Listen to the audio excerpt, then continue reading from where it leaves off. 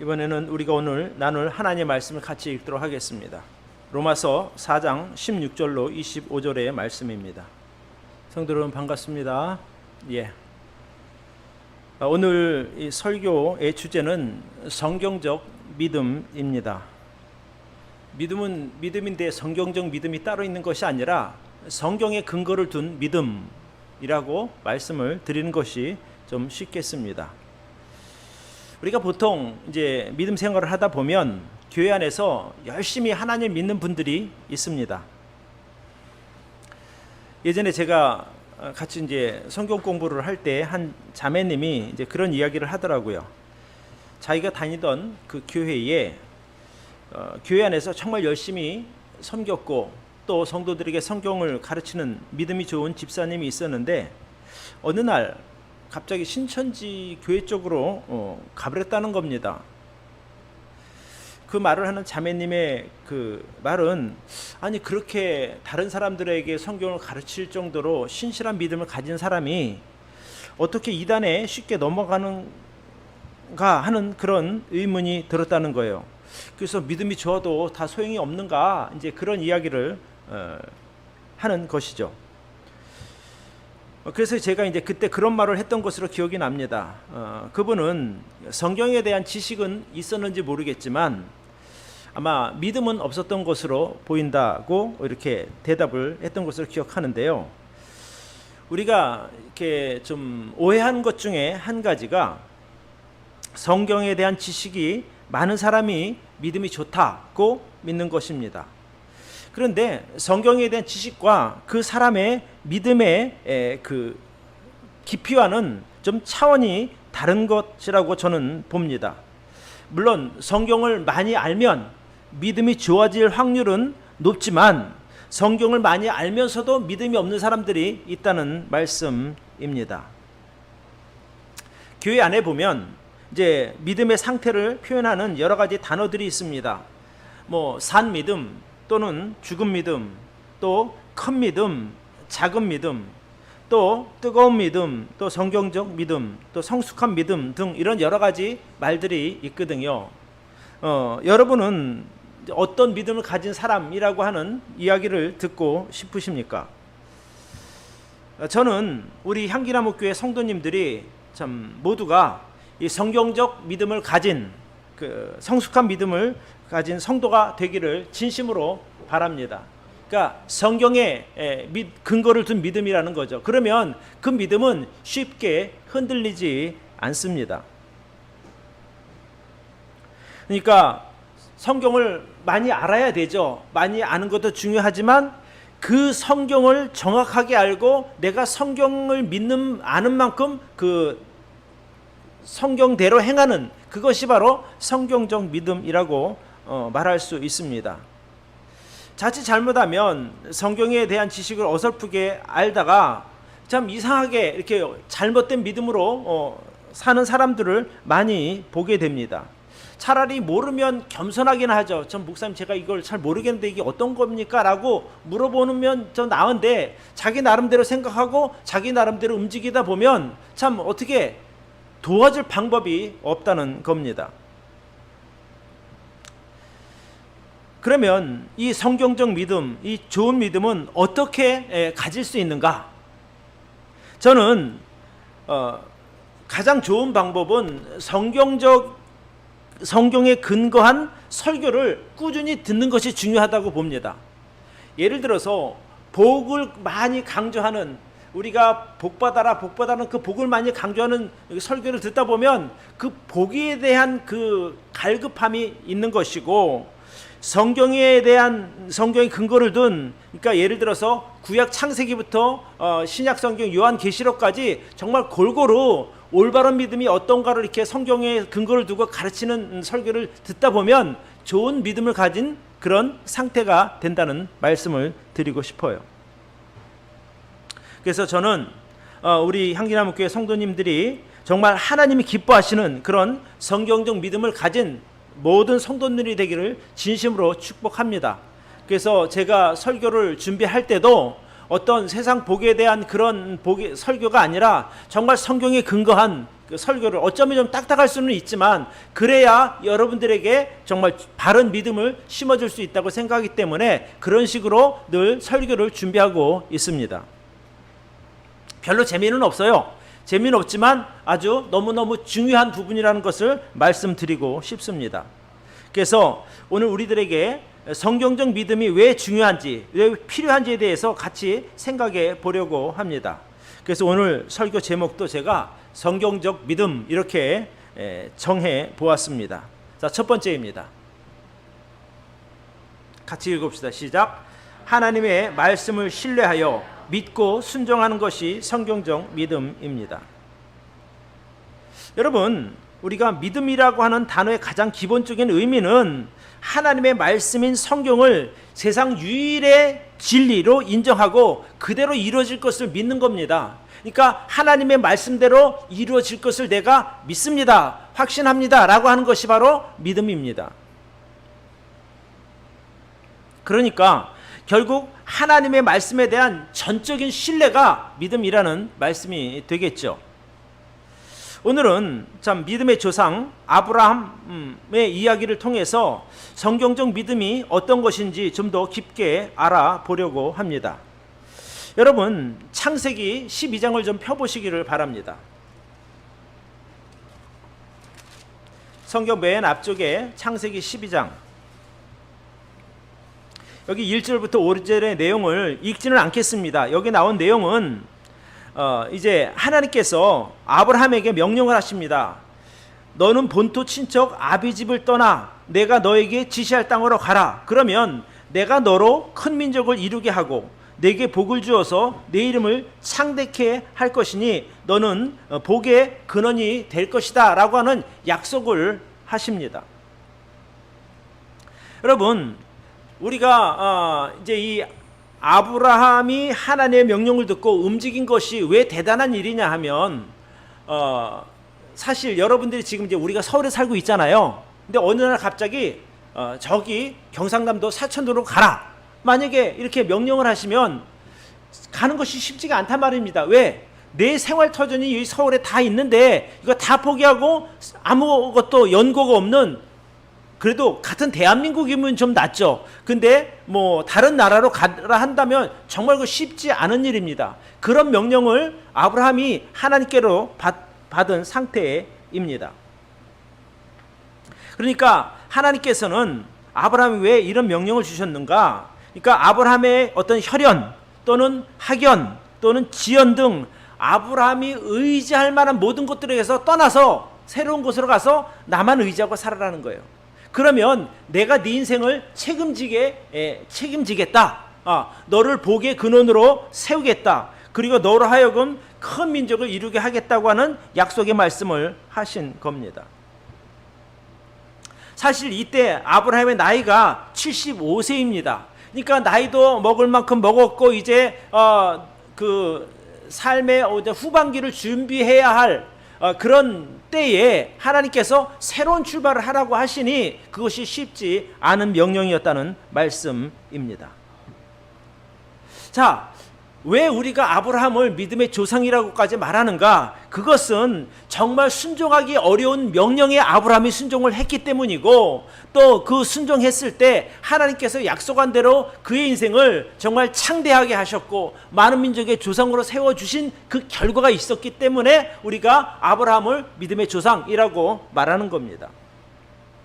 저는 지금도 우리가 하나님의 말씀에 순종하려면 큰 결단이 요구된다고 믿습니다. 어쩌면 이 성경 66권에 있는 모든 말씀들이 하나님의 명령이거든요. 그런데 이 명령에 내가 믿음으로 순종하려고 하면 큰 결단이 필요하다는 겁니다. 그냥 뭐 하지 이런 것이 아니라 정말 내가 마음을 굳게 먹고 움직여야만 가능한 명령들이라는 말씀입니다. 그러니까 아브라함도 그래 뭐 한번 가서 살다가 안 되면 다시 오지 이런 마음이 아닌 거예요. 내가 살고 있는 곳의 모든 터전들을 다 정리하고 그는 정말 하나님의 말씀을 따라 가나안으로 옮겨간 것이라는 겁니다. 그러니까 잘못되면 다시 오면 되는 것이 아니라 가서 잘못되면 인생 완전히 망할 수도 있는 그러한 아주 커다란 결단을 했다는 말씀이죠. 뭐 지금 하나님께서 저나 여러분들에게 야, 네 인생 망할래 흥할래 이런 정도까지는 아니지만 어쨌든 우리가 하나님의 말씀에 순종할 때 하나님께서 성경에 약속하신 복들을 분명하게 우리에게 베풀어 주실 줄로 저는 믿습니다. 근데 그런 복을 받으려면 내가 결단하고 따라가야 된다는 거예요.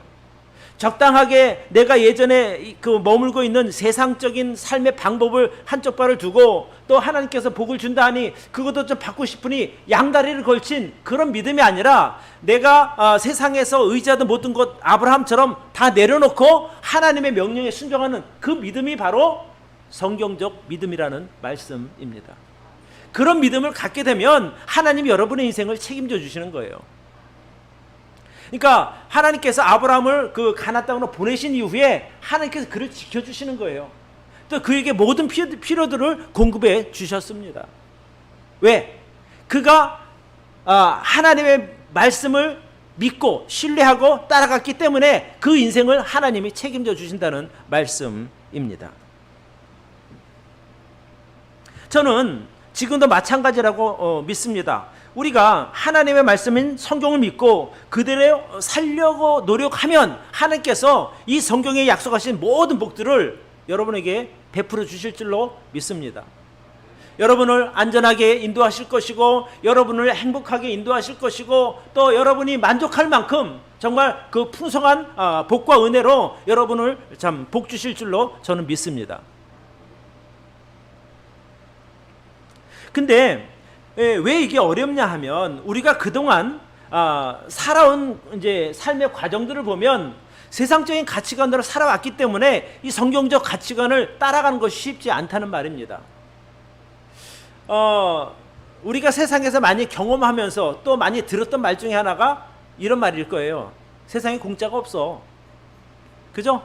세상에 공짜가 어디 있어요? 진짜 남에게 가서 뭔가 좀 받으려면 나도 줘야 되는 거고 까닭 없이 주지는 않잖아요. 내가 뭔가 하니까 주는 거지.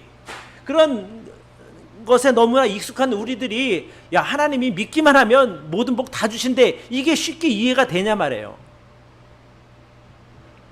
그래서 우리가 교회에서 가장 많이 쓰는 말이 믿음 또는 은혜라는 말이에요. 근데 여러분, 은혜라고 하는 이 말은 뭐냐면 받을 자격이 없는 사람에게 공짜로 주어지는 선물 같은 거예요. 그러니까 내가 직장에서 열심히 일을 해서 월급을 받으면 이건 은혜가 아니잖아요. 왜? 내가 노력한 만큼 대가를 받는 거니까. 그런데 그냥 내 이름만 걸어놨는데 나에게 모든 것들을 다 똑같이 베풀어 준다. 이건 은혜죠. 그러니까 결국에 우리 원래 상태가 죄인입니다. 그래서 우리 죄가 너무나 크고 많기 때문에 지옥에 가면 아마 10번도 더 가야 될 정도예요. 그렇게 우리가 악한 사람들이란 말씀입니다. 그런데 하나님께서 우리에게 야, 내가 예수 그리스도를 보낼 테니 그 예수 그리스도를 믿고 주로 받아들이면, 그분을 믿으면 내가 너희 죄가 하나도 없는 것을 해주겠다. 이게 믿으면 없애주겠다는데 이것이 믿기가 쉽지 않다는 말이에요. 그러니까 우리 사고로는 왜 그러잖아요. 어떤 분이 이제 돌아가시면 저분은 살아 있을 때 좋은 일을 많이 해서 아마 좋은 곳에 갔을 거야, 이렇게 말하잖아요. 그러면 아주 나쁜 사람이 죽으면은 저놈은 아마 죽어도 지옥 갈 걸 아마 그렇게 얘기하지 않아요. 그런데 내가 나 자신을 돌아볼 때 사실 남들이야 뭐 좋은 사람이라 하지만 내가 속을 이렇게 들여다보면 얼마나 더럽고 추해요. 나쁜 마음 얼마나 많이 먹고 나쁜 짓 얼마나 많이 했냐는 거예요. 그런데 네가 믿으면 천국 가, 이게 안 믿어지는 거예요. 잘 그것을 믿는 게 믿음이라는 거예요. 내가 하나님 앞에 죄를 회개하고 예수 그리스도를 내 구주로 영접했으니 성경의 약속대로 나는 이제 천국 가, 이것을 믿는 것이 성경적 믿음이라는 얘기예요. 아니 이제껏 우리가 그렇게 믿고 살아왔고 그렇게 앞으로도 믿을 것 아니겠습니까? 그렇죠? 그래서 우리 믿음의 근거를 내가 열심히 교회를 다녔으니까 내가 천국 가, 이런 것이 아니라 하나님의 말씀대로 내가 따라갔으니 나는 천국 갈 것이 분명해 라고 믿는 것, 이것이 바로 성경적 믿음입니다. 자, 성경에는 뭐라고 말하고 있는가? 천국에 대해서 우리 베드로전서 말씀을 한번 좀 띄워주시기 바랍니다. 같이 한번 읽어봅시다. 시작. 친히 나무에 달려 그 몸으로 우리 죄를 담당하셨으니, 이게 무슨 말씀이냐면 나무에 달렸다고 하는 건 십자가, 예수님께서 친히 그 십자가에 달려서 우리 죄를 대신해서 죽으셨으니 우리는 죄가 없다, 이 말씀이에요. 또 히브리서에 보면 이런 말씀이 있어요. 염소와 송아지의 피로 아니하고 오직 자기 피, 예수님의 피로 영원한 속죄를 이루셨다는 말씀이 있단 말입니다. 그러니까 구원이라고 하는 것이 내가 열심히 뭔가를 해서 얻는 것이 아니라 선물로 준다는 거예요. 선물. 에베소서 말씀을 하나 좀 띄워주시길 바랍니다. 자, 이거 큰 목소리를 한번 읽어봅시다. 여러분, 이 말씀은 늘 기억하고 있으면 너무너무 좋습니다. 외우면 더 좋겠죠? 자, 같이 읽어봅시다. 시작. 너희가 그 은혜를 인하여 믿음으로 말미암아 구원을 얻었나니 이것이 너희에게서 난 것이 아니요 하나님의 선물이라. 행위에서 난 것이 아니니 이는 누구든지 자랑치 못하게 함이니라. 너희가 하나님의 은혜 때문에 믿음으로 인하여 구원을 얻었다, 이거예요. 그런데 이것이 너희에게서 난 것이 아니라는 것은 뭐냐면 너희 노력으로 얻은 것이 아니라는 거예요. 뭐라고요? 뒤에 하나님의 선물이라. 그러니까 너희 행위에서 난 것이 아니기 때문에 너희가 자랑할 것은 없다. 그러나 분명한 것은 하나님께서 은혜, 즉 선물로 너희에게 구원을 주셨다. 그것을 믿고 살아라, 이 말씀이거든요. 제가 설명을 잘 했나 모르겠어요. 자, 하나만 더 봅시다. 히브리서. 자, 이것도 같이 한번 읽어볼까요? 시작. 이 뜻을 조차 예수 그리스도의 몸을 단번에 들이심으로 말미암아 우리가 거룩함을 얻었노라. 저가 한 제물로 거룩하게 된 자들을 영원히 온전케 하셨느니라. 이건 무슨 말이냐 하면 하나님께서 세상에 있는 모든 사람들을 구원하기 위한 그런 뜻이 있었어요. 그래서 예수 그리스도께서 그 몸을 우리 죄인들을 위한 제물로 십자가에서 죽으셨단 말이에요. 제물로. 그러니까 그 분으로 말미암아 우리가 거룩하게 되었다. 죄 없이 인정함을 받았다, 이 말이에요. 그러니까 결국에 예수 그리스도가 제물로 우리 대신 죽었기 때문에 우리가 영원히 온전케 됐다. 죄 없는 사람이 되었다. 이제 이 말씀이에요. 그러니까 이런 성경의 근거를 두고 내가 구원받은 사람이라고 하는 것을 믿게 되면 옆에서 누가 아무리 나를 비난해도 또 사단이 나를 이렇게 미혹해도 나는 그런 거 다 몰라. 나는 성경 히브리서 10장 10절 14절에 이렇게 기록되어 있으니 나 이거 믿고 살 거야. 이렇게 말할 수 있다는 거예요. 야, 네가 한 게 뭐 있어? 그러면 조금 아까 우리가 보았던 에베소서 2장 8절 9절을 외우는 거예요. 너희가 그 은혜를 인하여 믿음으로 말미암아 구원을 얻었나니 이것이 너희에게서 난 것이 아니요 하나님의 선물이라. 그래, 맞아. 나 죄 많은 건 맞아. 그러나 하나님께서 나를 불쌍하게 여기시고 은혜로 나를 구원해 주셨어. 하나님의 선물이라고 말씀하셨어. 나는 그대로 될 줄로 믿어. 이렇게 되는 거예요. 이렇게 믿는 게 성경적 믿음이라는 거예요. 어떤 분들은 그러거든요. 아, 나는 뭐 방언을 하니까 나는 구원받은 거야. 나는 하나님이 꿈속에서 나에게 어떤 뭐 뜨거운 것을 주셨어. 또는 뭐 내가 열심히 교회에 섬겼으니까 나는 구원받았다. 이거 다 의미 없다는 거예요. 네 생각에는 그럴 수 있지만 성경은 뭐라고 말하느냐는 거예요. 성경에는 분명히 자기가 죄인인 것을 시인하고 그 죄를 하나님 앞에 회개하며 예수 그리스도가 자기 이 죄 대신 돌아가신 것을 믿으면 구원이라고 말하고 있단 말이에요. 이게 성경적 믿음이거든요. 저는 여러분이 늘 그런 그 구원의 확신을 성경에 두고 살아갈 수 있기를 바랍니다. 예. 그러니까 제가 왜 이런 얘기를 반복해서 얘기하냐면 정말 귀에 딱지가 듣도록 들어야, 그래야 잊어먹지 않는 거예요. 자, 두 번째. 그러면 어떤 결과가 오는가? 같이 읽어봅시다. 시작. 성경적 믿음의 결과는 영원한 속죄와 영생을 위한 거듭남입니다. 우리가 방금 본 대로 예수 그리스도께서 십자가의 죽으심으로 말미암아 우리가 영원히 거룩함을 얻었다는 거예요. 그러면 실제로 그런가? 우리가 그 성경을 통해서 한번 좀 봅시다. 이 성경에는 아브라함이 성경적 믿음을 가진 모든 믿는 성도들의 조상이라고 말하고 있어요. 아까 우리가 읽었던 로마서에 보면 이렇게 나와요.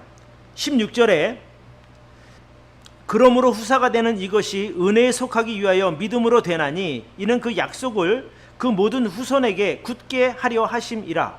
율법에 속한 자에게뿐 아니라 아브라함의 믿음에 속한 자에게도니 아브라함은 하나님 앞에서 우리 모든 사람의 조상이라. 그러니까 우리가 믿음으로 구원받았다면 아브라함이 우리의 조상이라는 거예요. 왜? 예전에 있던 아브라함도 믿음으로 말미암아 구원을 받았으니 그분의 그 믿음이 전해져 우리까지 옮게 된 것이고 우리가 그 믿음을 통해서 구원받게 되니 우리의 믿음의 조상은 아브라함이다. 여러분 꼭 믿으시기 바라요. 예. 자, 아까 제가 아브라함이 하나님의 약속을 믿고 가나안 땅으로 갈 때 갔다고 말씀드렸잖아요. 근데 거기서 살다 보는데 고민이 한 가지 생긴 거예요. 하나님께서는 내가 너로 하여금 큰 민족을 이루겠다라고 약속을 하셨어요. 근데 한 10몇 년이 지나도 자식이 없는 거예요. 그러니까 아브라함 마음속에 무슨 생각이 들겠어요? 아, 이거 뭔가 하나님이 약속을 하셨는데 왜 안 지켜주시지? 라는 생각을 할 수밖에 없잖아요. 그래서 이제 그러면 하나님이 자식은 안 주면 우리 집에 있는 참 그 착한 종이 있으니 그 사람을 내 후사로 세워야 되겠다, 이 생각을 하고 있었어요. 그때 하나님께서 아브라함을 찾아오신 거예요. 자, 창세기 15장 5절로 6절을 봅니다. 자, 이제 고민을 하니까 하나님께서 아브라함을 찾아오셔서 아브라함을 데리고 바깥으로 나가시어요. 이제 한밤이었어요. 자, 창세기 15장 5절로 6절. 그를 이끌고 밖으로 나가 가라사대 하늘을 우러러 무뼈를 셀 수 있나 보라. 또 그에게 이르시되 내 자손이 이와 같으리라. 아브라함이 여호와를 믿으니 여호와께서 이를 그의 의로 여기시고, 이렇게 기록하고 있어요. 이게 무슨 말이냐면 자식이 하나도 없는 아브라함에게 잠깐 나와봐. 저 하늘의 별을 봐. 저 한번 별을 세어볼래? 여러분 지금은 이제 공해 때문에 잘 안 보이지만 옛날에는 얼마나 많은 별이 은하수 그냥 뽀였을 거 아닙니까? 그걸 어떻게 세요? 그러니까 하나님 말씀은 장차 너의 후손이 저 별들을 셀 수 없을 만큼 많아지게 될 것이라는 거예요. 그 약속을 했을 때 아브라함이 아멘 그랬단 말이에요. 네, 제가 그렇게 될 줄로 믿습니다. 여러분 이게 당시 아브라함 나이가 80세가 넘을 때란 말이에요. 분명히 80세가 넘은 사람에게 야, 네 다음에 네 자손이 저 하늘의 별처럼 많을 거야, 이거 믿는 것이 쉽지가 않거든요. 제가 얼마 전에도 아마 설교 중에 그런 이야기를 한 거 기억나요? 지금 직장도 잡지 못해서 막 취업을 준비하고 있는 사람에게 야, 저 삼성 건물 보이냐? 네가 이 다음에 저 삼성 건물 회장 될 거야, 만약에 이렇게 말한다면 믿어지겠냐는 거예요. 또 이제 그런 입장이란 말이에요. 근데 아브라함은 하나님의 말씀을 믿은 거예요. 그래서 아멘, 그렇게 될 줄로 믿습니다, 이렇게 받아들였으니 하나님께서 그의 믿음을 보시고 그가 죄 없는 것으로 인정해 주셨다는 거예요. 그의 믿음을 보고 의로 여기셨다 한 그 말은, 여러분 아브라함이 어떻게 하나님의 약속을 믿고 신뢰했겠느냐는 거예요. 무조건 하나님이 말씀해 예, 저 믿습니다, 무조건 믿습니다, 이런 믿음이 아니라는 거예요. 이제까지 하나님께서 자기에게 해주신 것들을 생각하고 하나님께서 나를 여기까지 인도하셨으니 내 앞날도 하나님의 말씀대로 이루어질 것이다 라고 하는 그런 확신이 있었던 거예요. 아브라함에게. 예, 하나님 말씀하시면 저는 될 줄로 믿습니다, 이거예요. 내 몸을 보면 나는 내가 나이가 많아서 늙었지만 어쨌든 하나님 되신다고 하니 나는 그대로 믿고 싶습니다. 오늘 우리가 읽었던 이 로마서 4장에 보면 아브라함이 하나님으로부터 의롭다라고 인정받은 믿음의 내용이 두 가지가 나와요. 어떤 내용이냐면 여기 성경이 이렇게 나와요. 로마서 4장 17절에 기록된 바 내가 너를 많은 민족의 조상으로 세웠다 함과 같으니 그의 믿은 바 하나님은 죽은 자를 살리시며 두 번째는 없는 것을 있는 것 같이 부르시는 이다. 그러니까 아브라함 믿음이 두 가지인 거예요. 성경에 기록된 바로는 하나님은 죽은 자를 살리시는 분이다, 이것을 아브라함이 믿었고, 또 하나님은 없는 것을 있는 것처럼 부르시는 분이다. 이어지는 18절에 이렇게 말하고 있어요. 아브라함이 바랄 수 없는 중에 바라고 믿었다. 여러분 아까도 제가 말씀드렸지만 80이 넘은 노인네가 어떻게 자식을 낳겠느냐는 거예요. 내 몸을 보면 불가능할 것 같아요. 죽은 몸과 같이 거의 방불한 죽은 몸과 같은 자기 몸에 하나님이 다시 살리셔서 자식을 주겠다는 거예요. 씨앗을. 그러니까 바랄 수 없는 중에 바랬던 거예요. 아브라함은. 그 믿음이 대단하다는 믿음이죠. 어떤 믿음이냐? 하나님이 말씀하신 그대로 될 것이라고 믿는 믿음이라는 거예요. 우리가 내 주위를 둘러보면 뭐 하나 제대로 이루어지는 게 없는 것처럼 보일 수가 있거든요. 아, 이게 될 거야? 근데 하나님은 된다니까. 예, 저는 제가 볼 때는 안 될 것 같은데 하나님이 된다 하신 나는 그대로 될 줄로 믿습니다. 이렇게 믿으라는 거예요. 제 말을 듣고 믿는 것이 아니라 성경에 기록되어 있는 것만 믿으시면 된다는 거예요. 네가 죄가 많지만 내가 너의 모든 죄를 용서해 줬어. 예수를 믿었으니 너는 이 다음에 분명히 천국에 갈 거야. 아멘. 믿는 거예요. 네가 지금 몸에 육신에 연약함이 있지만 그러나 내가 고쳐줄 테니 기다려. 아멘 하면 되는 거예요. 네가 지금 형편은 참 여러 가지로 어렵고 힘들지만 걱정하지 마. 내가 모든 거 다 바꿔줄게. 아멘. 이렇게 되는 거예요. 저는 여러분들의 속사정을 다 알지는 못해요. 그러나 여러분 하나님이 기도하는 내용이 있을 것 아니겠습니까? 그렇죠?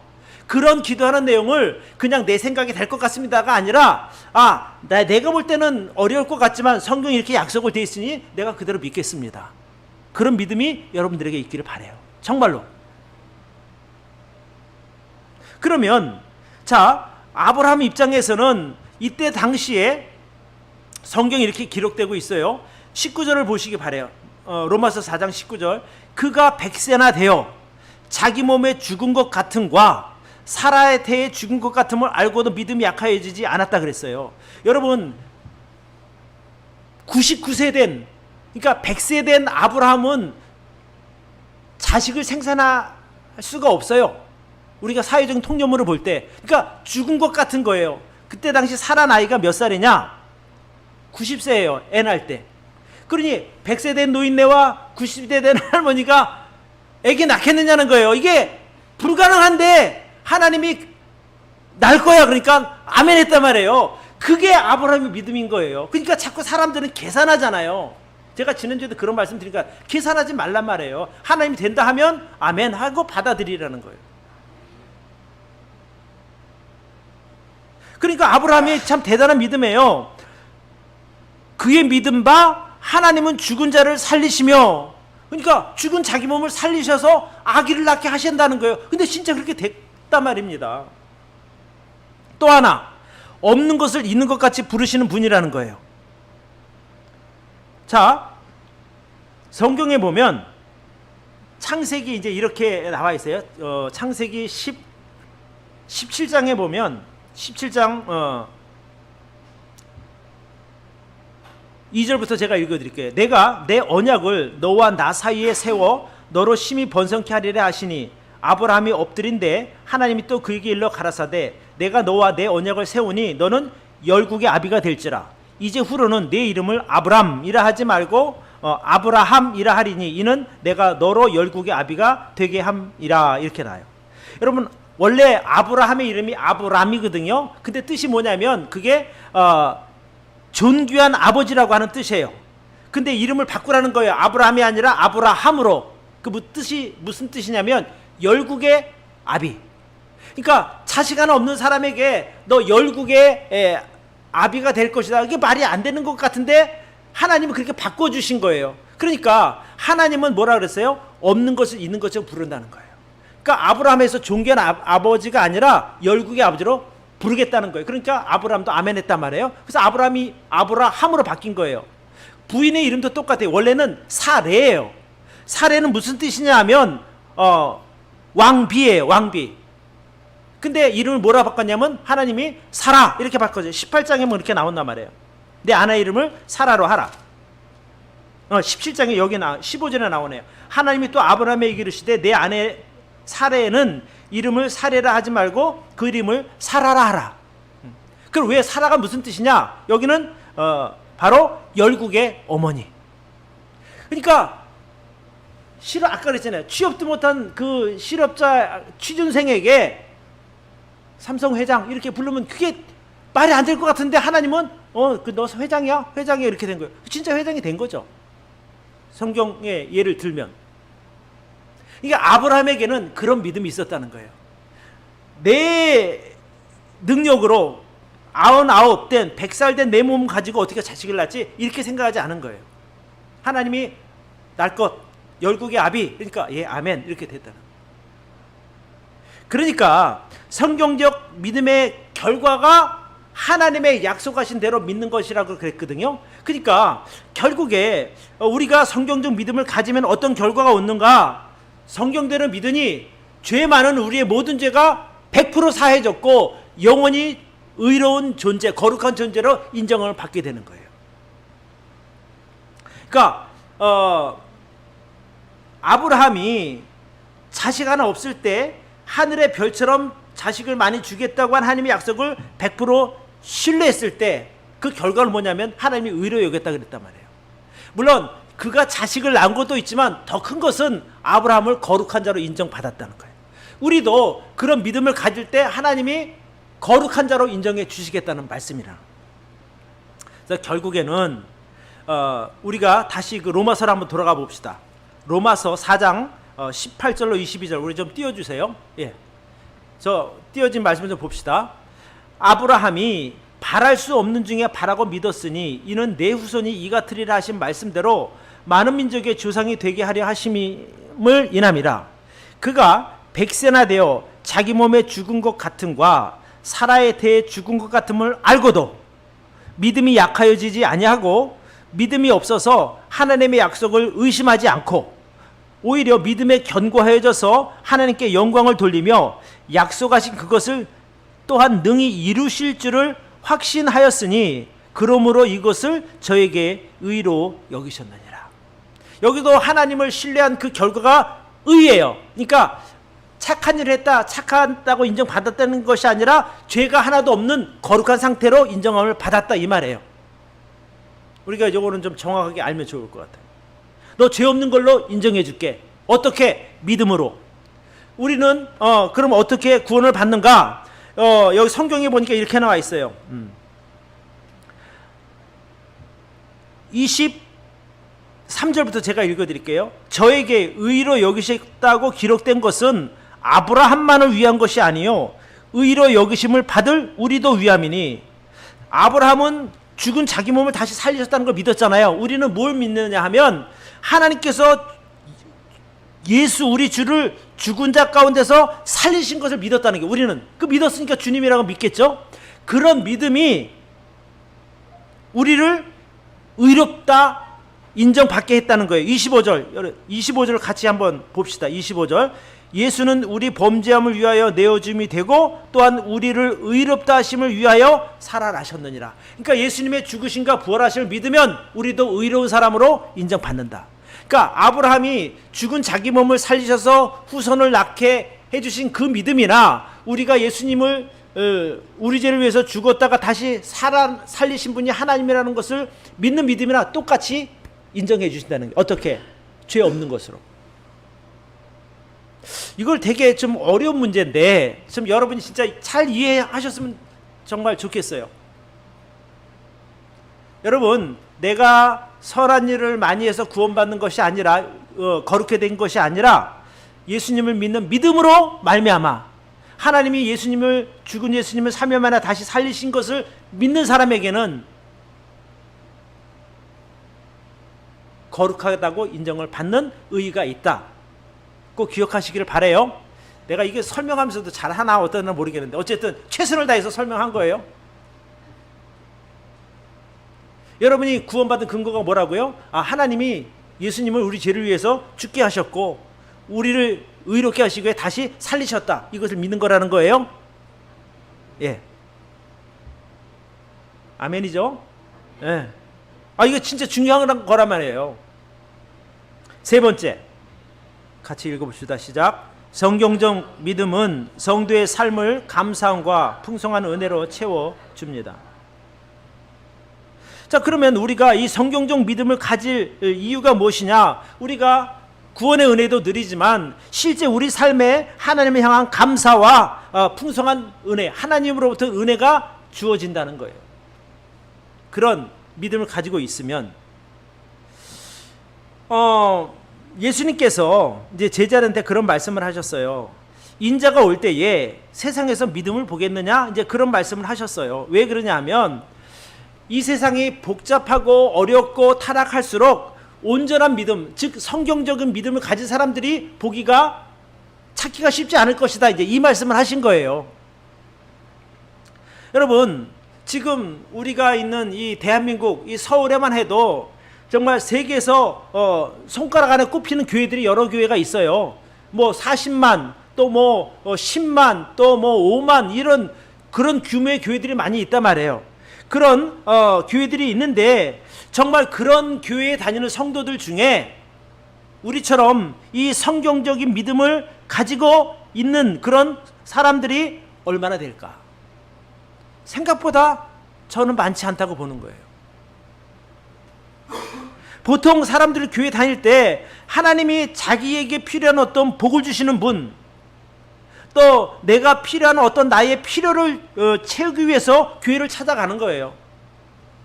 내가 행복하게 살고 싶으니, 내가 참 성공하고 싶으니, 내 병을 고치고 싶으니 교회를 찾아간다니까요. 물론 교회에 가는 동기로는 좋다고 봅니다. 어떤 상황이든지 내가 힘들 때 누군가 의지할 존재를 찾은 건 좋은데 거기 갔을 때 바른 이런 성경적인 원리들을 알려주는 것이 마땅한데 그것보다는 복에 대한 그것만 자꾸 강조를 하다 보니 사람들은 꼬이는데 진짜 구원받은 사람들은 많지 않다는 거예요. 생각보다. 5 중에 하나가 될까? 아니면 10명 중에 하나가 될까? 진짜 그런 생각이에요. 제가 예전에 이제 이 동네에 전도를 하려고 이제 전도지를 들고 가게를 찾아다녔어요. 근데 이제 지금은 이제 그 가게가 없어졌는데 그분애가 제가 전도니까 저도 교회 다녀요. 그래서 어느 교회 다녀요? 여기 제일 큰 교회 다닌다는 거예요. 그럼 성경에 많이 아시겠네요. 저는 아무것도 몰라요. 그래도 구원은 아실 거 아니에요. 그랬더니 저는 그것도 몰라요. 진짜로 그랬다니까요. 그래도 명색이 그 교회 집사인데. 그럼 도대체 왜 믿는 거예요? 왜? 물론 겸손해서 그냥 저는 아무것도 몰라요. 그럴 수도 있겠지만 내가 말하는 걸 들어보니 진짜 아무것도 몰라. 근데 그게 그분만의 문제겠느냐는 거예요. 제가 신림역에서 이렇게 버스를 기다리고 있었어요. 근데 어느 젊은 청년이 다가오더니 나보고 예수님 믿으라고. 그래서 아이고 수고 많습니다. 저도 예수님 믿는 사람입니다. 얘기했죠. 목사라고 얘기하진 않았고요. 그러면 우리 선생님은 어떻게 구원받는다고 생각하십니까? 이제 물어봤어요. 왜? 복음을 전하니까 제대로 전하나 한번 궁금하니까. 그랬더니 자기가 구원받은 걸 어떻게 감히 받았다 못 받았다 얘기를 하냐고 그렇게 얘기를 하는 거예요. 그래서 성경에는 분명히 구원받는 방법이 나와 있지 않아요? 근데 물어봤더니 그래도 그거를 이렇게 함부로 자기가 얘기할 수는 없다고 이렇게 얘기를 하는 거예요. 그래서 성경대로 가르치면 되는 거죠. 근데 알고 보니까 신학생 전도사였어요. 자기도 어떻게 구원받는지를 모르면서 전도하는 거예요. 교회 다니면 복 받는다고. 안타깝죠. 그러면 그런 분이 있는 교회를 가면 사람들이 어떻게 구원받느냐는 거예요. 그러니까 비난하고자 하는 것이 아니라 정말 생각보다 교회 다니는 사람 중에 이 구원에 대하여, 죄에 대하여, 또 믿음에 대하여 올바로 가르치는 데가 생각보다 많지 않다는 거예요. 이것보다는 오히려 듣기 좋은 이야기들을 많이 하죠.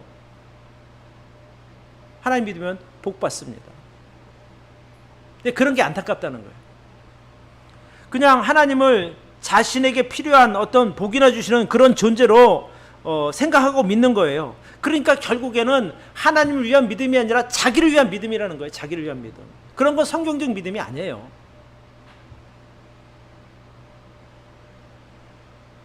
그러니까 하나님이 그 전지전능하신 하나님, 참 우리를 향해서 좋은 계획을 가지고 계시고 우리를 선한 길로 인도하신 그런 하나님으로서가 아니라 그저 내 필요를 만족시켜 주시는 도구 정도로 생각하는 거예요. 하나님을.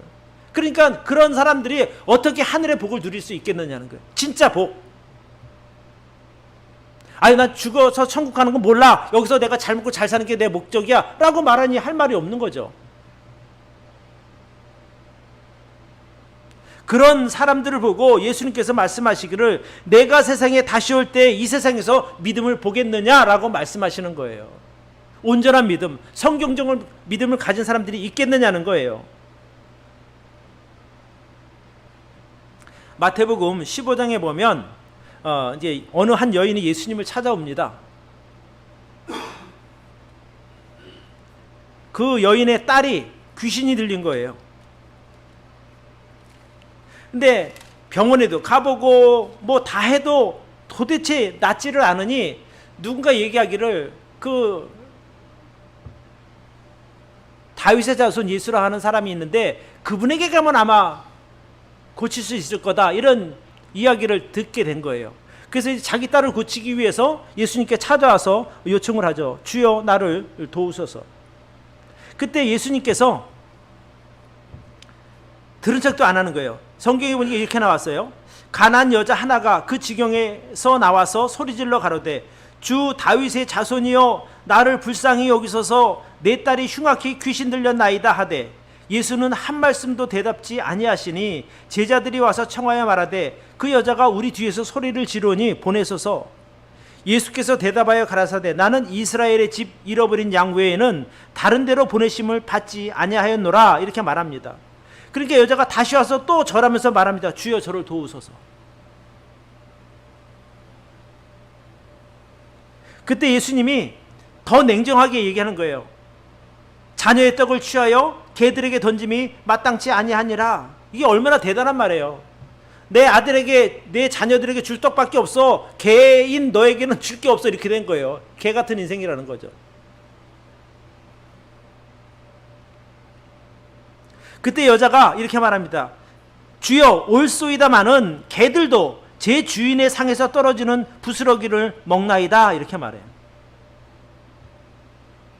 저 온전한 떡 바라는 것이 아닙니다. 그냥 먹다가 땅에 떨어진, 바닥에 떨어진 그것만이라도 좀 얻으러 왔으니 그것만 있어도 내 딸이 나을 것 같습니다라고 얘기를 하는 거예요. 근데 우리가 여기서 좀 보아야 할 게 뭐냐면 그 여인이 예수님께 부탁할 때 부르는 호칭이 있어요. 이렇게 됐단 말이에요. 주 다윗의 자손이여 나를 불쌍히 여기소서 그랬거든요. 그러면 주 다윗의 자손이라고 하는 그 말 속에는요, 예수님이 구약 성경에 예언된 메시아라고 하는 그것이 들어있는 거예요. 당시 바리새인이나 이런 사람들은 예수님을 주 다윗의 자손이라는 표현을 사용하지도 않았어요. 오히려 이단이라고 표현했단 말이에요. 그런 와중에 이방인 여인이 와서 자기를 보고 주 다윗의 자손이라고 말할 때는 저분이 구약에 예언된 메시아라고 하는 것을 그가 근거로 부른 거란 말이에요. 저는 저나 여러분이나 이 여인과 같은 믿음이 있기를 바랍니다. 그러니까 우리가 주님을께 기도할 때 그런 나를 죄에서 구원하여 주시고 영원한 생명을 주신 주님으로서 인정하고 그분에게 기도하시길 바라요. 혹시 들어주면 그런 것이 아니라 하나님께서 성경에 약속하신 모든 내용들을 예수 그리스도를 통해서 주신다. 요한복음 16장 24절인가 보면 이렇게 나와 있어요. 지금까지는 너희가 내 이름을 아무것도 구하지 아니하였으나 구하라 그리하면 주시리니, 그렇게 나와요. 그러니까 너희 기쁨이 충만하리라 그랬단 말이에요. 그러니까 우리가 예수 그리스도의 이름으로 하나님께 구할 때 하나님이 우리에게 기도하는 것들을 들어주셔서 우리의 기쁨이 충만하게 만들어 주신다는 거예요. 하나님은 믿음을 가진 사람들이 점점 보기 힘들어지는 이 시대에 성경적 믿음을 가지고 살아가는 여러분들을 보시고 저를 보시고 크게 기뻐하실 것이라고 저는 믿는 거예요. 정말 이렇게 정말 진짜 믿음 가진 사람들이 얼마나 되나 찾아보실 때 향기나무 성서 침례교회에 그런 무리들이 모여 있으니 얼마나 기쁘시겠냐는 거예요. 마치 금맥을 찾은 것처럼, 야 여기 이렇게 믿음 가진 사람들이 다 모여 있네. 올바른 믿음 가진 사람이. 아니 저도 이렇게 전도를 하다가 보면 같은 믿음, 즉 구원받은 성도를 만나면 정말 반갑거든요. 제가 아는 이제 우리 예전에 같은 믿음을 같은 교회 다녔던 한 형제가 있어요. 어저께 금요일 날이니까 그저께가 되겠네요. 저녁에 전화가 왔어요. 목사님, 한빛 성소 침례교회가 어디 있는 성소 침례교회예요? 그러니까 왜요? 그랬더니 그 형제님 집이 저기 그 구미시에 있는 데인데 거기 낙동강 휴게소가 있다는 거예요. 낙동강 휴게소. 근데 이제 그 휴게소에서 일을 보러 갔는데 주차장에 있는 그 승합차에 보니까 한빛 성소 침례교회예요. 그러니까 이 형제 눈이 번쩍 뜨인 거예요. 성소 침례교회라는 이름에. 그게 너무 반가워서 그 운전하는 분에게 처음 봤는데 어쨌든 성소 침례교회라고 하니까 잠깐만 기다리세요. 자기가 잠깐만 화장실 갔다 올게 했는데 아마 화장실 가서 손 닦고 그러고 나오니까 가구 없더라는 거예요. 그러니까 제가 무슨 말씀을 드리려는 거 하니, 그러니까 그 형제의 눈에는 그 다른 건 안 들어오고 이 성소 침례교회라는 이름이 보고 너무 반가웠던 거예요. 같은 믿음을 가졌으니까. 그러니까 우리가 세상에서 구원받은 성도를 만나면 얼마나 기쁜 줄 아세요? 당신 예수님 우리에서 구원받았습니까? 오늘 밤 죽어도 천국 갈 자신 있습니까? 아멘. 그래 보세요. 그러면 진짜 기쁘다니까요. 야, 나랑 같은 믿음을 가진 사람이 여기도 있었네. 근데 한 사람이 아니라 여러 사람이 있다고 생각해 보세요. 진짜 반가운 일이죠. 그러니 우리도 반가운데, 같은 믿음을 가진 사람이 반가운데, 예수님께서 우리 교회를 보실 때 구원받은 성도들이 있어서 모여서 예배를 드리니 얼마나 보고 기뻐하시겠냐는 거예요. 그래서 우리 믿음이 정말 귀하다니까요. 정말 믿음으로 살아가는 사람들이 정말 희귀해진 이때에 하나님께서 우리 향기나무 성소 침례교회를 보시고 크게 기뻐하실 줄로 믿습니다.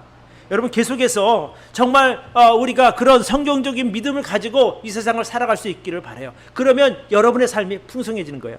아까 정말 예수님께 찾아와서 막 그렇게 예수님께 딸 낳게 해달라고 부탁했잖아요. 그 연이 어떻게 됐을까요? 성경에 보니까 이렇게 됐어요. 마태복음 15장 28절에 여자가 가로되 주여 올소이다마는 개들도 제 주인의 상에서 떨어지는 부스러기를 먹나이다. 그러니까 온전한 떡 말고 그 부스러기 떡이라도 주시면, 부스러기 은혜라도 베푸시면 내 딸이 날 것 같습니다. 이 이야기 했단 말이에요. 그때 예수님이 이렇게 말씀하셨어요. 이에 예수께서 대답하여 가라사대 여자야, 내 믿음이 크도다. 내 믿음대로 내 소원대로 되리라. 이렇게 됐어요. 그녀의 그 믿음, 왜 그녀의 믿음을 크다고 말했을까요? 성경적인 믿음을 갖고 있었던 거예요, 여인이. 그러니까 네 믿음이 크도다, 내 믿음대로 되리라. 그래서 여기 성경에 이렇게 나와 있거든요. 그 씨로부터 그의 딸이 나으니라. 여러분, 그런 믿음으로 기도하시면 되는 거예요. 그런 믿음으로 살아가시면 되는 거예요. 주님 위해서 대단한 일을 하라는 것이 아니라 그런 믿음을 가지고 살아가면 되는 거예요. 어려운 일 앞에서 낙심하지 마시고 그런 믿음으로, 어떤 믿음이요? 성경적 믿음으로 살아가는 저와 여러분들이 되기를 바랍니다. 오늘 제가 3가지를 말씀드렸어요. 하나님의 말씀을 신뢰하여 믿고 순종하는 것이 성경적 믿음이다. 그러면 성경적 믿음의 결과가 무엇이냐? 영원한 속죄와 영생을 위한 거듭남이다. 그러면 그런 믿음을 갖고 살면 어떤 결과가 나오는가? 감사함과 풍성한 은혜로 우리의 삶이 채워진다는 거예요. 그래서 저는 정말 우리 교회 향기나무 교회 성도님들 모두가 이런 성경적 믿음으로 살 수 있기를 바랍니다. 그럴 때 여러분이 신앙이 흔들리지 않을 것이고 정말 하나님께서 여러분들 위해서 준비하신 그 모든 그 풍성한 은혜들을 여러분들이 다 누릴 수 있다고 저는 믿습니다. 기도하겠습니다.